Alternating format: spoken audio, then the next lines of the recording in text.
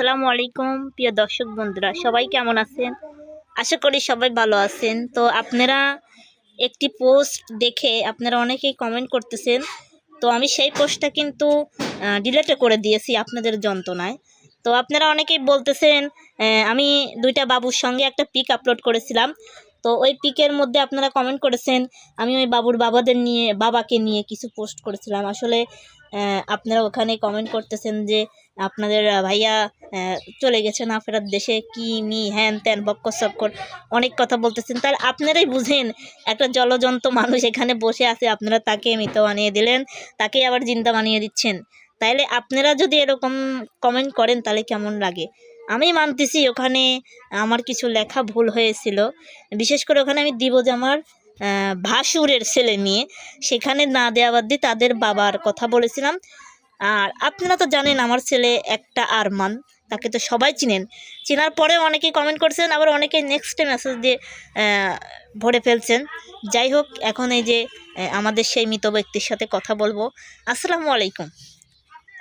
ওয়ালাইকুম আসসালাম। তো আপনি কখন কবর থেকে উঠে আসলেন? মানে অনেকে ঘটনা হয় কবর থেকে নাকি বাড়িতে উঠে চলে আসে, তো আপনি কখন আসলেন? মানে রোজার যন্ত্রণায় থাকতে পারেন না, ইফতারি খাওয়ার জন্য এসেছেন?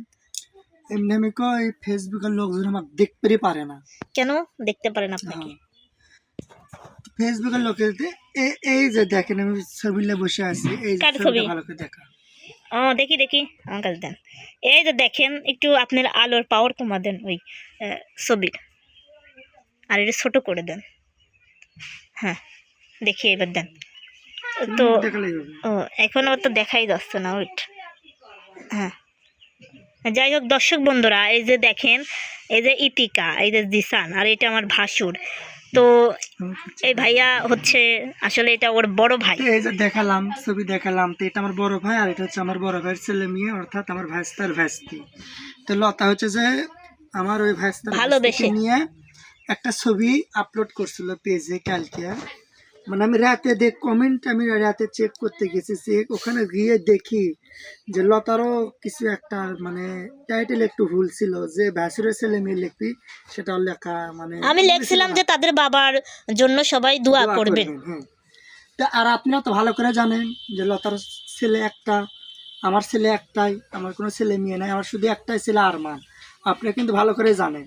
আর এরা আমি আগামী তো দেখছি না আমার ভাই না আপনার দেশে চলে গেছে, তো এই লতার ছবিটা আপলোড করছে দেখে মনে হয় 64 জেলার লোকজন কমেন্ট বক্সে ঝড় তুলে ফেলতেছে যে আলিফ ভাই কিভাবে মারা গেল, আলিফ ভাই কবে মারা গেল, আলিফ ভাই আর কি হয়েছে, আলিফ ভাই কই, আলিফ ভাইকে দেখিচ্ছে না কেন, আলিফ ভাইয়ের কি হয়েছে, আলিফ ভাই কখন মারা গেছে, আলিফ ভাইয়ের জানা যায় কখন হয়েছে, মানে এগুলাই কমেন্ট খালি।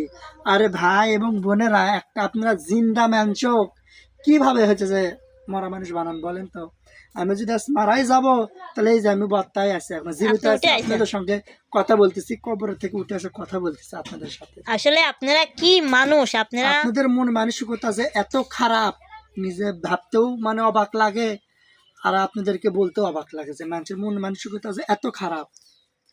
মানিচ্ছি যে আমার ভাইস্তের ফেস আর আমার ফেস সেম এক, ভাইয়ের সন্তান কিন্তু চাচাদের মতনই হয়। আসলে আমি যেরকম আমার ছেলে আরমান একের সেম আমার ছোট ভাইয়ের মতো আছে, মেয়েরাজের মতন। ওর নাম মেয়েরাজ, আমরা গুল্লু কই। একের সেম একের গুল্লুর মতো, গুল্লুক দেখে চেঞ্জ পাল্টান যাবে, আর মানে কার গুল্লুকে অদল বদল করা যাবে, অদল বদল করা যাবে। মানে আমি কিন্তু ওখানে উদাহরণ দিয়েছি যে তাদের বাবার জন্য সবাই দোয়া করবেন, কিন্তু নেক্সটে অনেক আপুরা এসে বলতেছে কি ব্যাপার আপু, আলিফ ভাইয়া কবে মারা গেল, কিভাবে কি হলো, হ্যান ত্যান, মানে অনেক কথা বলতেছেন। তো আপনারা একটা মানুষকে যাচাই বাছাই করবেন যে অবশ্য আমি যদি মারাই যাবো তাহলে কি এতক্ষণ এরকম থাকে?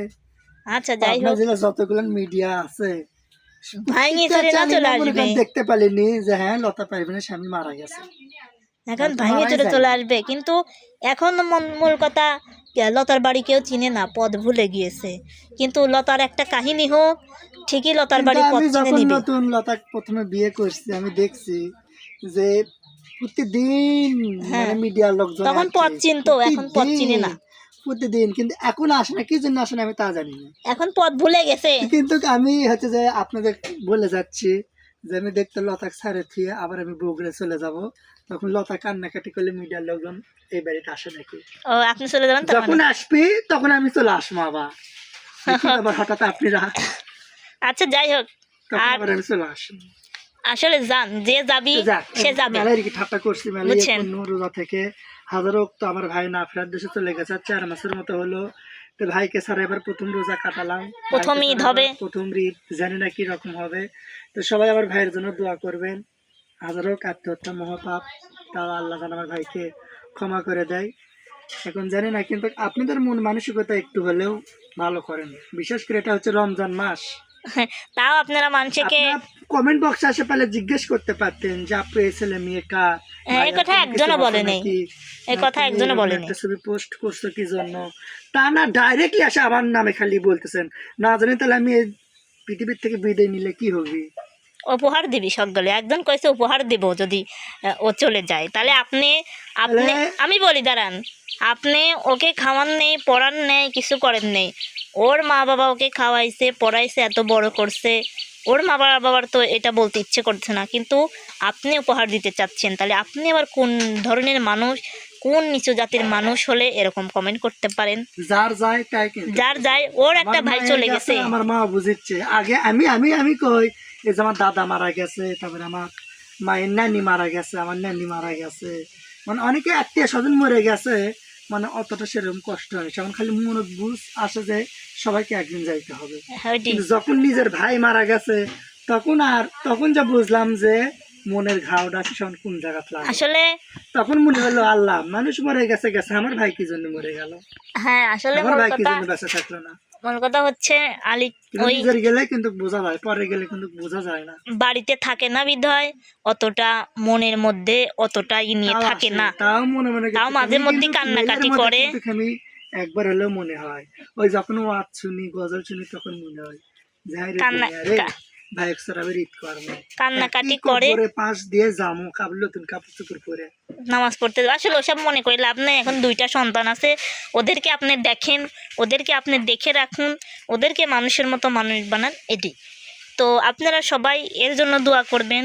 এই কিন্তু একটা পরিবারের দায়িত্ব নিয়ে আসে, 2টা ছেলে মেয়ে, 3টা ছেলে মেয়ে মানুষ করা লাগবে, আমার ছেলে সহ। তো আপনারা সবাই ওই 2টা বাচ্চার জন্য দোয়া করবেন। আর ওই 2টা বাচ্চা ছিল আমার ভাসুরের মূল কথা, বুঝছেন? পরিবারের শখ পূরণ করবে যায়, কিন্তু আমার শখ কিন্তু সব শেষ। যাই হোক, এখন এই এত কষ্ট লুকায় রাখে যে আপনি হাসিটা দিচ্ছেন, ওই অনেক আলহামদুলিল্লাহ।